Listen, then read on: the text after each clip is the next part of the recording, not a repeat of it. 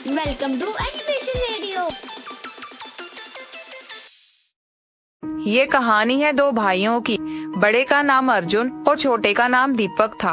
एक दिन अर्जुन का दोस्त उसके पास आया और बोला, अरे अर्जुन भाई, कल शाम हम सब दोस्तों ने खूब सारी बातें की। बहुत ही बढ़िया महफिल लगी थी। तुम तो आए ही नहीं। कल मैं फसल बेचने शहर गया था।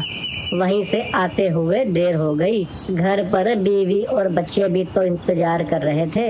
अरे भाई, तुम तो बहुत ही मेहनती हो। सारा दिन खेत में काम करते हो और शाम को फसल भी बेचने जाते हो। क्या करूं मित्र, बच्चे भी तो अब बड़े हो गए हैं। उनका खर्च भी तो बढ़ता जा रहा है। मुझे ही सब देखना पड़ता है। सही बोल रहे हो तुम। एक तरफ तुम हो जो इतनी मेहनत करते हो और दूसरी तरफ तुम्हारा वो कामचोर भाई दीपक। अब क्या कर सकते हैं। अर्जुन घर पहुंचता है। अरे आगे आप बहुत थके हुए लग रहे हैं। रास्ते में एक पुराना मित्र मिल गया था। बस उसी से बातें करते करते देर हो गई। उसके बाद मैं बाजार चला गया। देखो तो वहाँ से मैं क्या लेकर आया हूँ। क्या लेकर आए हो? मैं तुम्हारे लिए गैस से चलने वाला चूल्हा लाया हूँ। आज से तुम्हारा धुएं वाले चूल्हे पर काम करना बंद। लेकिन यह तो बहुत महंगा लग रहा है। ये महंगा सस्ता क्या है। मैंने देखा है इस धुएं वाले चूल्हे पर तुम बहुत मुश्किल से खाना बनाती हो। इसके धुएं से तुम्हारी सेहत भी तो खराब हो रही है। तुम्हारी सेहत से बढ़कर थोड़ी ना कुछ है। इसी तरह अर्जुन मेहनत करके दिन ब दिन तरक्की करता जा रहा था और दूसरी तरफ दीपक कोई काम नहीं करता, बस ख्याली पुलाव पकाता रहता था। क्या बात है, इतनी देर से लेटे हुए हो, काम पर नहीं जाना?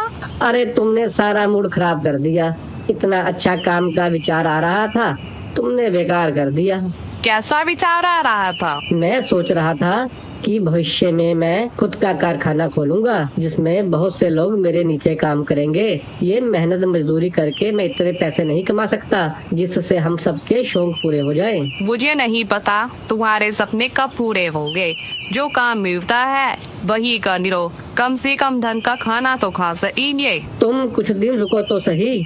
मैं एक दिन बहुत अमीर आदमी बनूंगा और इस कुटिया की जगह एक आलीशान बंगला होगा। कीमती साड़ियों और जेवर से तुम्हें लाद दूंगा। उम्र तुम्हारे सपने। एक दिन दीपक सड़क के पास से गुजर रहा होता है। वहाँ एक गोलगप्पे का ठेला लगा होता है, जिसे देखकर वह सोचता है, इस गोलगप्पे वाले के पास तो बहुत भीड़ लगी होती है। लोगों को गोलगप्पे खिला खिलाकर मोटा पैसा कमा रहा है। क्यों ना मैं भी यही काम कर लूं। मैं भी जल्दी ही अमीर हो जाऊंगा। अभी वह अपने ख्याली पुलाव पका ही रहा होता है। उसी समय उसका एक मित्र उसके पास आता है। अरे दीपक, बहुत दिनों बाद दिखाई दिए, कहाँ जा रहे हो? अरे कुछ नहीं, बस वैसे ही टहलने निकला था। और बताओ तुम्हारा क्या हाल चाल है? मैं तो बढ़िया हूँ, लेकिन तुमने कुछ काम देखा या अभी भी बिना मेहनत किए अमीर होने के सपने देख रहे हो? ये सपने ही नहीं हैं। एक दिन मैं सच में अमीर आदमी बनूंगा और तुम सब देखते ही रह जाओगे। चलो छोड़ो ये बातें, आओ हम चाय पीते हैं। दोनों चाय की दुकान पर पहुंचते हैं और चाय पीते पीते गप्पे लड़ाने लगते हैं। चाय तो बहुत मजेदार बनी है। पता नहीं ये चाय वाला क्या डालता है इसमें। बहुत ही बढ़िया चाय है। सही बोल रहे हो, चाय तो सच में बहुत अच्छी है। मैं सोच रहा था यह रोज के कितने कप चाय बेचता होगा। जाओ दुकानदार से ही जाकर पूछ लो। अरे नहीं नहीं, उससे कैसे पूछूं, वह बुरा मान जाएगा। इतनी भीड़ देखकर पता चल ही रहा है कि असली कमाई तो इस काम में ही है। यह जरूर ही अमीर आदमी होगा। क्यों, अब तुम्हारी नजर उसके काम पर भी है? खुद का काम भी कर लो। बस लोगों का काम ही देखते रहते हो, खुद काम चोरी करते हो। जाओ जाकर कोई काम करो। दीपक अपने मित्र की बात का बुरा मान लेता है और वहाँ से सीधा अपने घर चला जाता है। अरे तुम्हारे जो सामान बोला था लाबी को बुलाए हो? आज मैं बहुत थक गया हूँ, कल तुम्हें संभाल ला कर दूंगा। वैसे भी मेरे पास आज पैसे नहीं हैं। काम भी नहीं करोगे तो तुम्हारे पास पैसे आएंगे भी कैसे? अपने बड़े भाई को ही देख लो, इतनी मेहनत करते हैं। अपनी पत्नी को जरूरत की सारी चीजें लाकर देते हैं। और तुम हो जो दौलत के साथ खाना भी नहीं खिला सकते, बस काम चोरी भी करते रहते हो। क्या बड़ा भाई लगा रखा है, बोला ना सुबह लाकर दे दूंगा। अब तुम आराम से सो जाओ और मुझे भी सोने दो। अगली सुबह दीपक उधार मांगने के लिए साहूकार के पास जाता है। साहूकार जी, कुछ पैसे उधार चाहिए थे, अगर मिल जाए तो बहुत मेहरबानी होगी। अरे तुमसे पुराना उधार तो चुकाया नहीं जा रहा और नया मांगने आ गए। साहूकार जी, थोड़ी मोहलत दे दीजिए, कुछ समय तक आपका सारा हिसाब चुकता कर दूंगा। ठीक है, मैं तुम्हें पैसे तो दूंगा, लेकिन तुम्हें कुछ गिरवी रखना होगा। मेरी पत्नी के जेवर तो पहले ही आपके पास पड़े हैं, अब तो मेरे पास मेरे घर के अलावा और कुछ भी नहीं है। तो जाओ घर के कागज ही ले आओ, बिना कागज के मैं एक पैसा भी नहीं दूंगा। मैं आपको कागज ला कर देता हूँ, लेकिन इस बारे में मेरी पत्नी को कुछ मत बताना।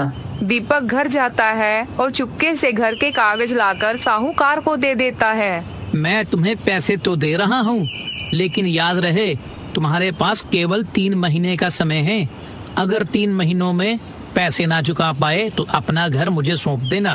ठीक है साहूकार जी, मुझे आपकी बात मंजूर है। दीपक उन पैसों से घर का बहुत सा सामान लाता है।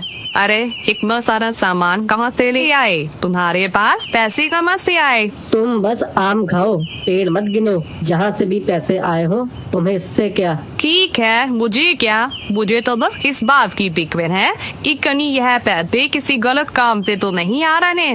दीपक अपनी पत्नी की बात का जवाब नहीं देता और मौज मस्ती करते हुए 3 महीने भी बीत जाते हैं। उसने अपनी काम चोरी की आदत अभी तक नहीं बदली और वह केवल अमीर होने के सपने ही देख रहा होता है। उधार चुकता करने का समय आ जाता है और साहूकार उसका घर खाली करवाने के लिए आता है। अरे ओ दीपक, चल बाहर निकल, जल्दी से घर खाली कर। अरे ये साहूकार यहाँ क्या कर रहा है? तुम्हें तो दीपक ने बताया नहीं होगा कि अब से यह घर मेरा है। दीपक अपनी पत्नी को सारा सच बताता है। उसकी पत्नी जल्दी से जाकर दीपक के बड़े भाई को बुलाकर लाती है। आप दीपक को कुछ मोहलत और दे दीजिए, वो आपके सारे पैसे चुका देगा। नहीं, अब मैं इसे और समय नहीं दूंगा, इसे यह घर खाली करना पड़ेगा। इस घर पर मेरा हक है। मैं आपको कुछ पैसे दे देता हूँ, बाकी के पैसे दीपक धीरे धीरे चुका देगा। साहूकार कुछ समय की मोहलत देकर वहाँ से चला जाता है। अर्जुन दीपक को कहता है, देखा तुमने, ये तुम्हारी काम चोरी का नतीजा है। अगर तुमने पहले से ही मेहनत की होती तो आज तुम्हें यह दिन नहीं देखना पड़ता। आप सही बोल रहे हो भैया, अब से मैं मेहनत करूंगा और ख्याली पुलाव नहीं बनाया करूंगा। इस घटना के बाद दीपक सुधर जाता है। धीरे धीरे साहूकार के सारे पैसे भी वह चुका देता है। मेहनत की बदौलत वह अपने जीवन में बहुत तरक्की करता है।